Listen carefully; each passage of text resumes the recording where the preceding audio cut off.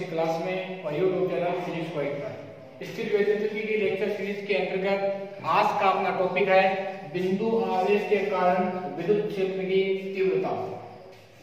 बिंदु आवेश के कारण किसी बिंदु पर अपन को विद्युत क्षेत्र की तीव्रता का सूत्र ज्ञात करना है, व्यंजक ज्ञात करना है। किस प्रकार से व्यंजक उत्पन्न होता है? सूत्र होता है E बराबर k q बटा r स्क्वायर। ये अपन ज्ञात करेंगे किस प्रकार से ये सूत्र आया। अपन मान लेते हैं कि जैसे ये अपना बिंदु है O, इस O बिंदु पर एक आवेश रखा गया है प्लस कैपिटल Q। अब ये प्लस कैपिटल Q अपने चारों ओर एक ऐसे क्षेत्र का निर्माण करेगा जिसमें अपन कोई दूसरा आवेश रखेंगे, कुछ दूरी तक उस आवेश पर क्या रहेगा, प्रभाव रहेगा। उस दूरी तक अपन को उस विद्युत क्षेत्र का मान ज्ञात करना है। तो इस प्लस Q आवेश के कारण स्मॉल r दूरी तक यहाँ कोई एक बिंदु P है, तो O से बिंदु P की जो दूरी है वो कितनी हो गई, r दूरी, स्मॉल r दूरी। इस स्मॉल r दूरी तक यहाँ पर कोई एक बिंदु P है जहां पर इस आवेश के कारण उत्पन्न विद्युत क्षेत्र अपन को ज्ञात करना है। ये आवेश जब यहाँ पर विद्युत क्षेत्र उत्पन्न करेगा, उस विद्युत क्षेत्र का अनुभव करने के लिए अपन क्या करेंगे, बिंदु P पर एक आवेश रखेंगे और उस आवेश को अपन कौन सा आवेश कहेंगे, परीक्षण आवेश, क्योंकि ये परीक्षण आवेश अपन को अनुभव करेगा कि इतनी दूरी तक यहाँ पर विद्युत क्षेत्र उत्पन्न हो रहा है। तो इस आवेश के कारण यहाँ पर जो विद्युत क्षेत्र उत्पन्न होगा, उस विद्युत क्षेत्र को अनुभव करने के लिए यहाँ पर अपन एक स्मॉल q आवेश रखेंगे। इस स्मॉल q आवेश पर अपन को विद्युत क्षेत्र ज्ञात करना है। तो ये धनात्मक आवेश है और ये भी धनात्मक आवेश है। तो यहाँ जो विद्युत क्षेत्र उत्पन्न होगा वो विद्युत क्षेत्र इस आवेश से दूर की ओर होगा। तो विद्युत क्षेत्र की दिशा किस प्रकार से हो जाएगी, E सदिश इस प्रकार से। और यहाँ से लेके बिंदु P तक इस आवेश का प्रभाव रह रहा है, धनात्मक आवेश अपन यहाँ रख रहे हैं। तो इस आवेश पर इस आवेश कैपिटल Q आवेश के कारण इस परीक्षण आवेश पर बल लगेगा, धनात्मक आवेश है। तो बल की दिशा को अपन ने पिछले टॉपिक में वीडियो में बताया था, विद्युत क्षेत्र की अनुदिश होती है। तो ये विद्युत बल भी क्या होगा, इसी प्रकार से इसी दिशा में लगेगा और ये हो जाएगा इकाई सदिश r के। ये अपना एक चित्र बन जाएगा। अब इस चित्र को थोड़ा अपन शब्दों में लिखें तो ये प्लस Q कुलाम आवेश है। ये आवेश बिंदु O पर स्थित है जिसके कारण r दूरी पर स्थित इस बिंदु P पर विद्युत क्षेत्र ज्ञात करना है। तो माना किसी बिंदु परिभाषा से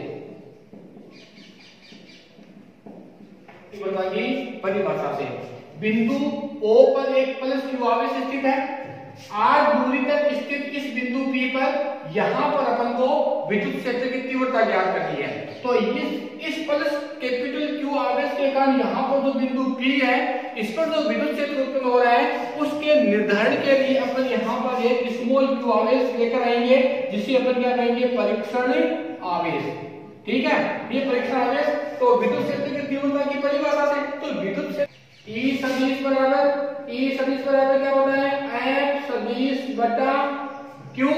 अपन कौन सा आवेश लेके आ रहे हैं, Q नॉट आवेश, तो ये Q आवेश।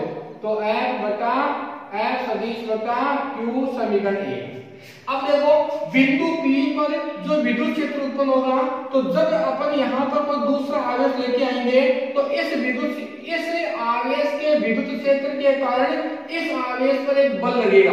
तो मतलब यहाँ पर इस आवेश का प्रभाव रह रहा है, तो ये आवेश इस आवेश पर क्या करेगा, परीक्षण आवेश पर क्या करेगा, एक बल लगाएगा।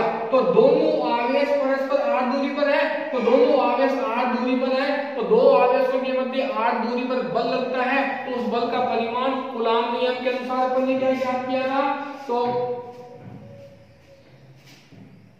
स्रोत आवेश कैपिटल Q के कारण परीक्षण आवेश स्मॉल q पर उत्पन्न विद्युत बल कूलाम नियम से कूलॉम नियम से स्रोत आवेश है ये कैपिटल क्यू जो विद्युत क्षेत्र उत्पन्न कर रहा है, उसके निर्धारण के लिए अपन यहाँ पर स्मॉल क्यू आवेश लेकर आएंगे, तो प्लस क्यू आवेश इस परीक्षण आवेश पर बल लगाएगा। तो कूलॉम नियम क्या होता है, F बराबर K Q1 Q2 बटा R स्क्वायर। तो यहाँ पर वो कूलॉम नियम से बल होगा F सदिश बराबर दो आवेश Q1 और Q2 के स्थान पर क्या है K, और एक आवेश कौन सा है कैपिटल क्यू और दूसरा आवेश कौन सा है स्मॉल क्यू, और बट्टे में दोनों आवेशों के बीच की दूरी कितनी है r, तो कूलॉम नियम से स्क्वायर, और डॉट में क्या रहेगा r के, क्योंकि सदिश रूप में लिख रहे हैं। समीकरण नंबर कितने 2। अब इस बिंदु P पर जो विद्युत क्षेत्र ज्ञात करना है, समीकरण 2 से आप f की वैल्यू समीकरण 1 में रख दीजिए। तो समीकरण 1 व 2 से, समीकरण 1 व 2 से क्या आएगा, E vector equal F vector, F vector का मान कितना है K Q स्मॉल q बटा R स्क्वायर डॉट R के, और F वेक्टर के बट्टे में क्या है Q, तो बट्टे में आ जाएगा 1 बटा Q। अब इस Q से ये Q कैंसिल हो जाएगा, तो E वेक्टर बराबर क्या सूत्र बन गया K कैपिटल Q बटा R स्क्वायर डॉट R के। समीकरण नंबर, ये समीकरण 3 इस कैपिटल Q आवेश के कारण बिंदु P पर उत्पन्न विद्युत क्षेत्र की तीव्रता का दिशा निर्धारण करें। तो इसकी दिशा किस प्रकार से होगी, E वेक्टर की दिशा यहां लिखते हैं, E वेक्टर की दिशा, E वेक्टर की दिशा। अब ये यहाँ पर प्लस आवेश रखने अपन, तो प्लस आवेश के कारण विद्युत क्षेत्र क्या होता है बाहर की ओर होता है, पहले की वीडियो में बताया मैंने आपको।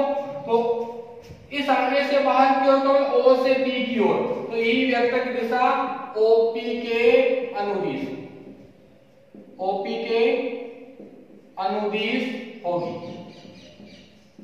इसको आप यहां लिख सकते हो इस प्रकार। तो E वेक्टर की दिशा OP के अनुदिश से होगी। ये अब इस E का मान किस पर निर्भर कर रहा है, R पर। जैसे जैसे अपन इस बिंदु B की दूरी को ऐसे बढ़ाते रहेंगे, ऐसे कम करते रहेंगे, तो इस E का प्रभाव क्या होगा, कम या अधिक होता रहेगा। तो E की निर्भरता किस पर हो रही है, R पर। तो पुनः समीकरण 3 से, पुनः समीकरण 3 से, पुनः समीकरण 3 से क्या आएगा,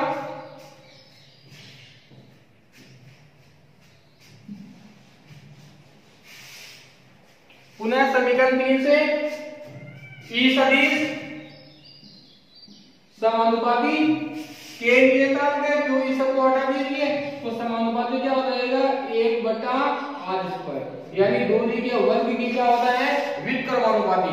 जब अपन इसका ग्राफ बनाएंगे E व R में ग्राफीय निरूपण, ग्राफीय निरूपण E व R में जब ग्राफ बनाएंगे तो इस समीकरण से E और R में संबंध क्या है, E R के वर्ग के व्युत्क्रमानुपाती होता है, हो रहा है। तो व्युत्क्रमानुपाती का ग्राफ R और यहां पर E दें, तो इन दोनों का ग्राफ किस प्रकार से आएगा, इस प्रकार से व्युत्क्रमानुपाती है। और यदि आप यहां पर E लेते हो और R के स्थान पे 1 बटा R लेते हो, तो E R के तो व्युत्क्रमानुपाती है, लेकिन 1 बटा R के क्या है समानुपाती। तो अपन ये 1 बटा R ले लेते हैं, तो फिर ये ग्राफ कैसे आ जाएगा, मूल बिंदु से। ये इन दोनों का ग्राफ निरूपण होता है। से एक छोटा सा नोट देखना आप यहाँ पर, यहां पर अपन प्लस क्यू आवेश ले रहे हैं। प्लस क्यू आवेश के स्थान पे यदि यहाँ पर माइनस क्यू आवेश रख दिया, तो विद्युत क्षेत्र क्या आएगा, अभी जो अपने समीकरण ज्ञात किया था E वेक्टर बराबर K Q बटा R स्क्वायर डॉट R के। इस बार यदि ऋणात्मक आवेश हो तो E वेक्टर का समीकरण क्या बनेगा, यही बनेगा K Q बटा R स्क्वायर। लेकिन R वेक्टर इस बार ऋणात्मक आवेश है, तो इसकी दिशा विपरीत होगी, तो माइनस का क्या बार ई वेक्टर की जो दिशा होगी, ई वेक्टर की जो दिशा होगी, अब देखना यहाँ पर ऋणात्मक आवेश रहते हैं, तो ऋणात्मक आवेश है यहाँ पर, तो विद्युत क्षेत्र जो भी उत्पन्न होता है वो विद्युत क्षेत्र क्या होता है, आवेश की ओर होता है। यदि यहाँ पर ऋणात्मक आवेश ले रहे हैं तो विद्युत क्षेत्र आवेश की ओर होगा। तो इस बार ई वेक्टर की दिशा पहले ओपी थी, तो ओपी के विपरीत दिशा में पहले प्लस क्यू आवेश लिया है यहाँ पर, तो दिशा किस प्रकार से आएगी, ओपी के अनुदिश। इस बार अगर ऋणात्मक आवेश ले रहे हैं तो ओपी की क्या आ जाएगी, विपरीत दिशा में, यानी ओपी के विपरीत का मतलब हो गया टी से ओ की ओर, और ओपी के अनुदिश का मतलब हो गया ओ से टी की ओर। अभी स्थिति में ये जो आवेश है वो कहां पर स्थित है, वायु या निर्वात में। कहां पर स्थित है, वायु या निर्वात में। लेकिन इस आवेशों को यदि अपन किसी माध्यम में रख दें तो विद्युत क्षेत्र पर क्या प्रभाव पड़ेगा, विद्युत क्षेत्र की तीव्रता पर क्या प्रभाव पड़ेगा वो अपन ज्ञात करते हैं। जैसे आवेश वायु या निर्वात से अपन किसी माध्यम में रखते हैं तो माध्यम में क्या होता है, विद्युत बल का मान है वो क्या होता है, परिवर्तित हो जाता है। तो इसी प्रकार से अपन ये ज्ञात करें, माध्यम में विद्युत क्षेत्र, किसी माध्यम क्षेत्र की तीव्रता,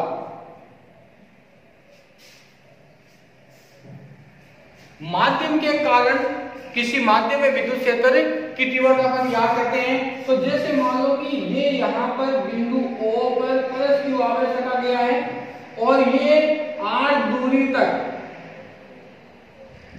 बिंदु P पर विद्युत क्षेत्र उत्पन्न करता है। उस बिंदु विद्युत क्षेत्र के कारण परीक्षण के विद्युत क्षेत्र के अनुभव के कारण अपन यहाँ पर एक प्लस क्यू आवेश, स्मॉल क्यू आवेश, परीक्षण आवेश रखते हैं। और ये स्थिति अभी कहां पर है, वायु या निर्वात में।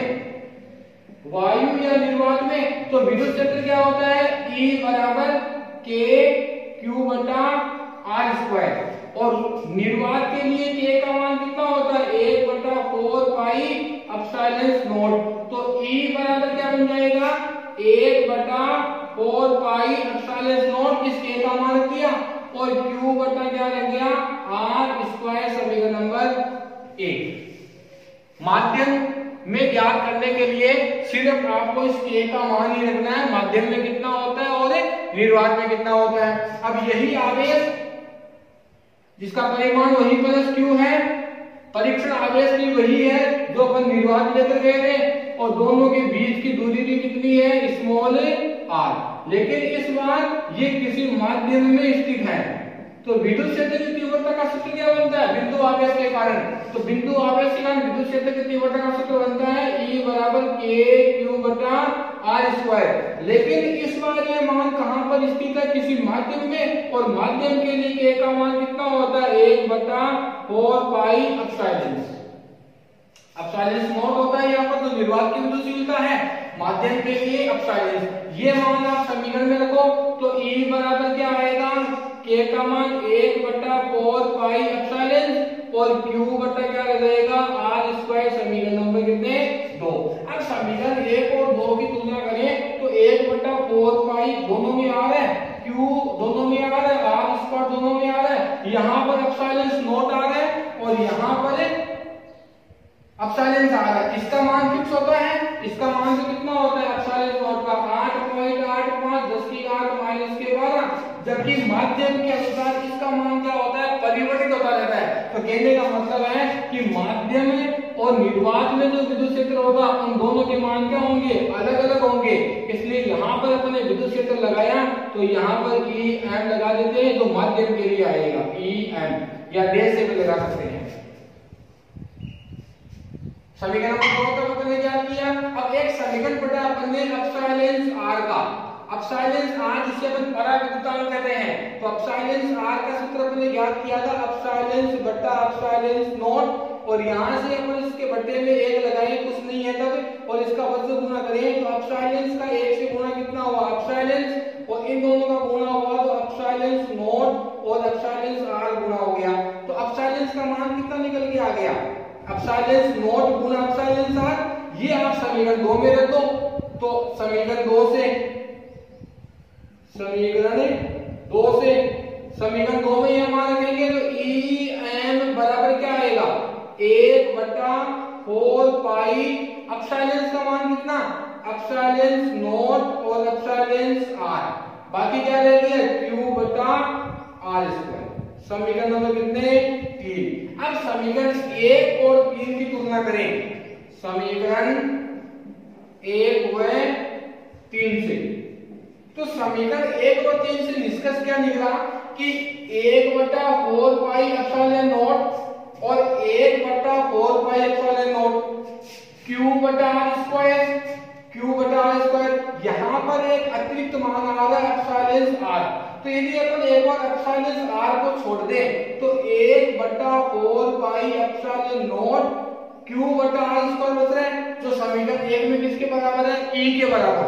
तो E समीकरण 1 और 3 से यहां लिखेंगे देगा EM बराबर पूरा का पूरा मान किसके बराबर हो गया, E के, और बट्टे में क्या रह गया एप्सिलॉन से R। ये आ गया समीकरण नंबर 4। समीकरण 4 कहां पर विद्युत क्षेत्र है, माध्यम में विद्युत क्षेत्र, माध्यम में विद्युत क्षेत्र।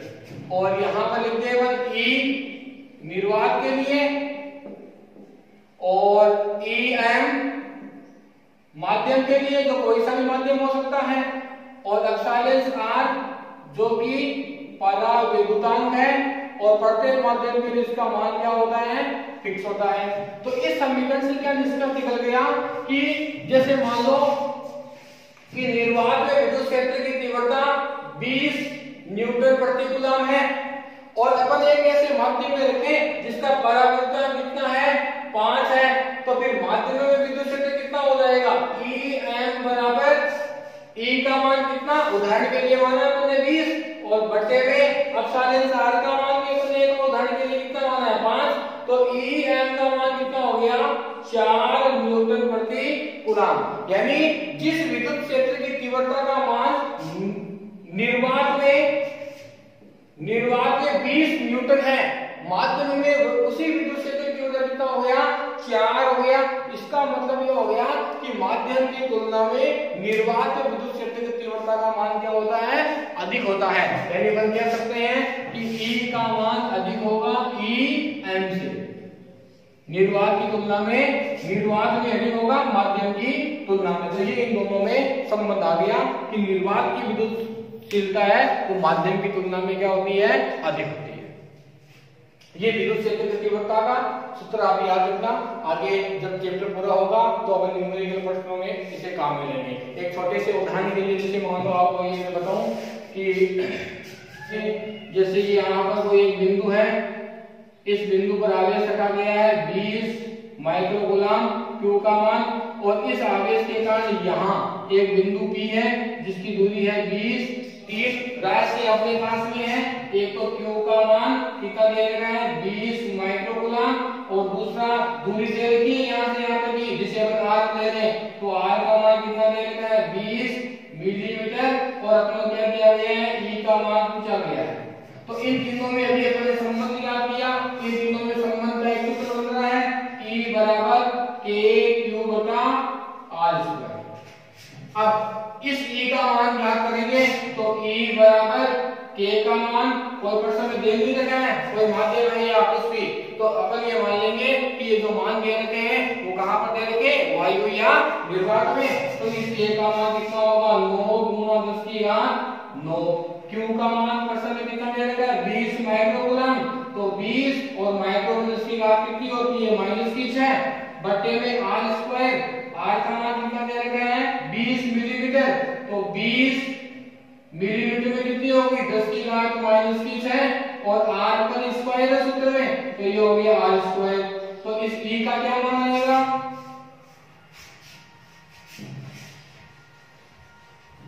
अब इस E का मान क्या रहेगा, E बराबर 9 गुना 20 बटा स्क्वायर है 20 का, तो 20 गुना 20, 2 बार लिख दिया, 10 की घात -6 का स्क्वायर करेंगे तो 10 की घात -12 होंगे, वो 10 की घात -12 ऊपर जाके +12, तो 10 की घात 9 और 10 की घात 12 ये यहां से आएंगे 7 दूनी 12 ऊपर जाएंगे तो माइनस के, और गुणा में 10 की घात कितनी रह रही है -6, तो e बराबर कितने हो गए 9, 20 कैंसिल हो जाएगा, 1 20 ये बच गया, और 10 की घात 9 और 12 और ये, तो 9 और 12 कितने हो गए, 10 की घात कितनी बच गए 15 बच गए।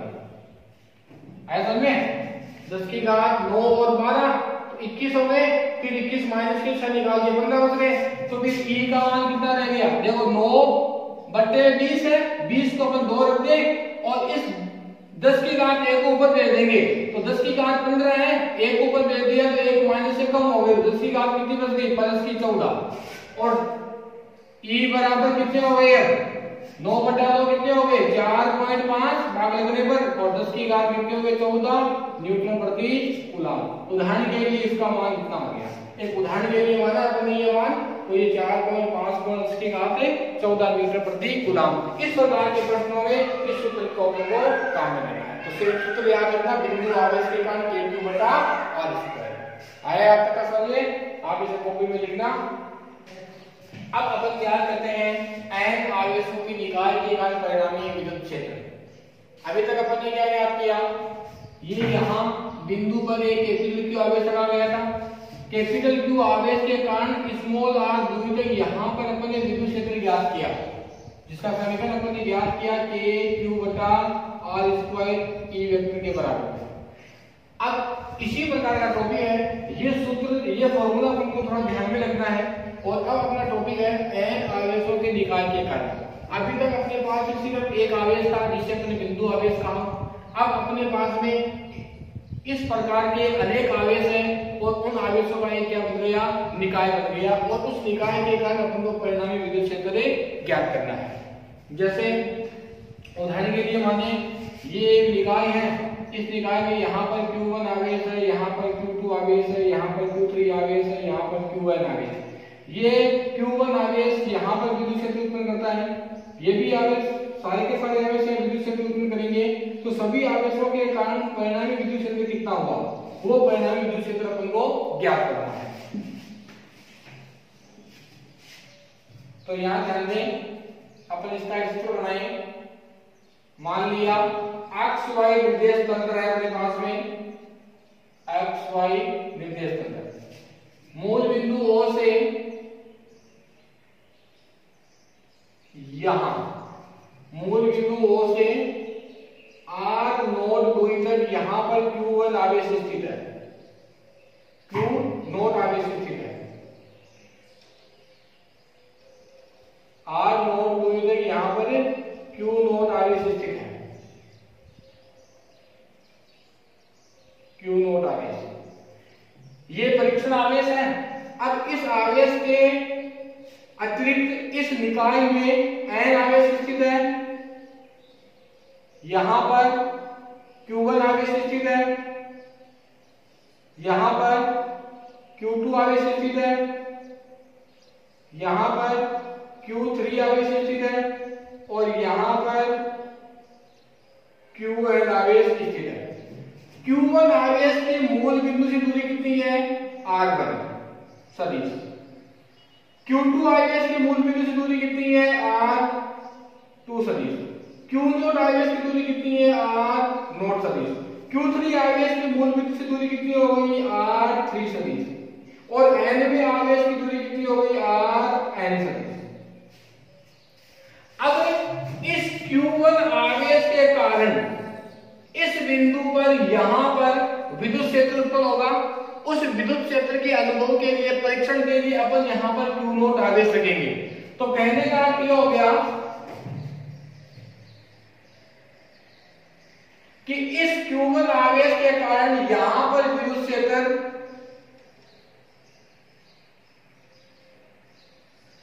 Q नोट आवेश है, ये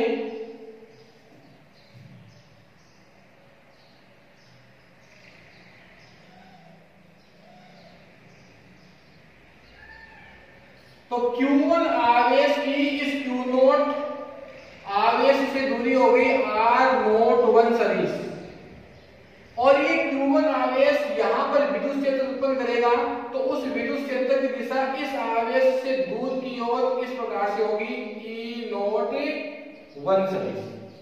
इसी प्रकार से ये Q2 आवेश है, इस Q2 आवेश की Q0 आवेश से दूरी क्या हो गई R02 सदिश। और Q0 आवेश R02 दूरी तक यहाँ पर विद्युत क्षेत्र उत्पन्न करेगा इस आवेश पर, तो इस आवेश इस बिंदु पर, तो यहाँ पर विद्युत क्षेत्र की दिशा इससे आवेश से दूर की ओर होगी इस प्रकार से E02 सदिश। तीसरा आवेश ये है, इस आवेश की दूरी कितनी हो गई R03 सदिश। और इस बिंदु पर जो विद्युत क्षेत्र उत्पन्न होगा वो इस दिशा में होगा इस आवेश से दूर की ओर E03 सदिश। और चौथा आवेश एनो आवेश Q1 आवेश है, तो Q1 आवेश की दूरी हो गई ये वाली R0n सदिश। और यहां पर जो विद्युत क्षेत्र उत्पन्न होगा उसकी दिशा इस प्रकार से होगी E0n सदिश, क्योंकि ये धनात्मक आवेश है और धनात्मक आवेश से दूर की ओर विद्युत क्षेत्र। अब इस बिंदु P पर इन सभी आवेशों के कारण E01, E02, E03 और E0n आवेश यहाँ पर उत्पन्न हो रहे हैं, तो इस बिंदु पर परिणामी विद्युत क्षेत्र क्या हो जाएगा इन सभी विद्युत क्षेत्र के योग के बराबर। तो यहाँ से n आवेशों के परिणामी निकाय का कथन क्या बन गया कि इस निकाय के कारण इस निकाय पर इस परिणामी जो विद्युत क्षेत्र है वो तुल्य होता है। अर्थात परिणामी विद्युत क्षेत्र क्या हो जाएगा E सदिश, जो इन सभी आवेशों के कारण उत्पन्न E01, E02, E03 और E0n के योग के बराबर। तो E सदिश का मान क्या हो जाएगा E01 सदिश, E02 सदिश, E03 सदिश और डेश डेश E0n सदिश। अब ये परिणामी मान ज्ञात करेंगे, तो एक समीकरण अपन ने काम में लिया था E बराबर K Q बटा R स्क्वायर। इस सूत्र के अनुसार ये परिणामी मान अपन ज्ञात करेंगे। देखो ये अपने पास एक निकाय बन गया, इसको अपन थोड़ा सा शब्दों में लिखें। तो माना किसी निकाय में, माना किसी अनीस हो, तो ये एक निकाय, इस निकाय में Q1, Q2, Q3 और डेश Q1 आवेश स्थित है। इन सभी आवेशों की मूल बिंदु से दूरियां R1, R2, R3 अलग हो गई और ये सभी आवेश इस परीक्षण आवेश Q0 के बिंदु P पर E1, E2, E3 और En आवेश उत्पन्न कर रहे हैं। तो प्रत्येक आवेश के कारण उत्पन्न विद्युत क्षेत्र अपन ज्ञात कर देंगे और उन सबका योग कर देंगे। Q1 आवेश के कारण विद्युत क्षेत्र की समीकरण से, तो बिंदु आवेश के कारण विद्युत क्षेत्र कितना आया था E बराबर KQ बटा R स्क्वायर। अभी अपने पास में कौन सा आवेश है Q1 और अपन इस बिंदु पर ज्ञात कर रहे हैं जिसकी दूरी कितनी है R01। तो इस सूत्र के अनुसार क्या बन जाएगा E1 सदिश बराबर E01 सदिश बराबर K कैपिटल Q के स्थान पे अपने पास में यहाँ पर स्मॉल q आवेश है Q1, दूरी कितनी हो गई R01 स्क्वायर, R स्क्वायर के स्थान पे R01 स्क्वायर और डॉट R01 का K। इसी प्रकार से सभी आवेशों के कारण ज्ञात करेंगे। तो इसी प्रकार से क्या हो जाएगा, इसी प्रकार से जैसे अपने प्रथम आवेश के लिए लिखा, तो E02 सदिश बराबर क्या हो गया K Q2 बटा R02 का स्क्वायर डॉट R02 का K। E03 सदिश बराबर क्या हो जाएगा K Q के स्थान पे तीसरा आवेश अपन ले रहे हैं जो अपने पास में कितना है Q3, तो K Q3 और इस Q3 आवेश की दूरी कितनी है इससे R03 का स्क्वायर डॉट R03 का K। इसी प्रकार से एक कौन सा आवेश है, एनो आवेश, तो ई नोट एन सदिश बराबर क्या रह जाएगा, K Q N R note N का square dot R note N का के। ये परिणामी विद्युत क्षेत्र। अब परिणामी विद्युत क्षेत्र के लिए क्या लिखेंगे, जड़त्व का सिद्धांत काम में ले सकते हैं।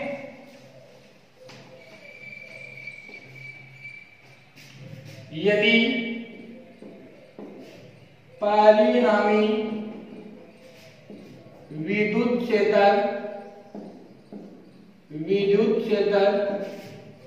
ई सदिश हो तो क्या आएगा, ई सदिश बराबर ई नोट 1 सदिश सबके योग के बराबर होगा कथन के अनुसार, ई नोट 2 सदिश, ई नोट 3 सदिश और dash dash E naught N सदिश। समीकरण नंबर, इसको 1 लगाओ, इसको समीकरण नंबर 2 लगाओ, इसको समीकरण नंबर 3 लगाओ, इसको 4, तो ये समीकरण नंबर हो जाएगा 5।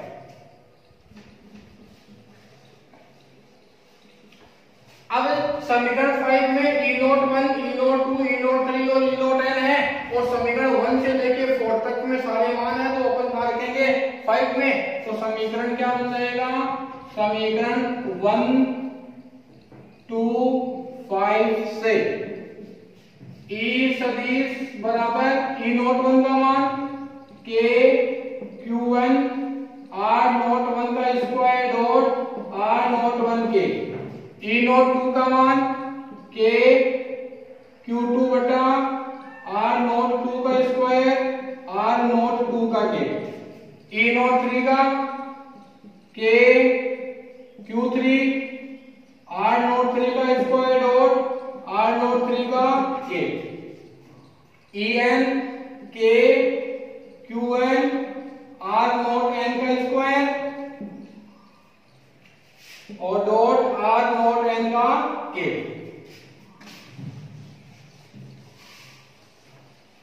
पूरे के पूरे समीकरण में के कौन आ रहा है, तो ई सदिश बराबर के कोष्टक में क्या लिख देंगे, Q1 square R naught 1 square R naught 1 के बार आ गया, दूसरे पद से Q2 आर नोट 2 का स्क्वायर आर नोट 2 का के बार आ गया, तीसरे पद से Q3 आर नोट 3 का स्क्वायर डॉट आर नोट 3 का के, ये एन तक है। एन में बचे के बार आ गया क्यू एन बटा आर नोट एन का square dot R note N का के।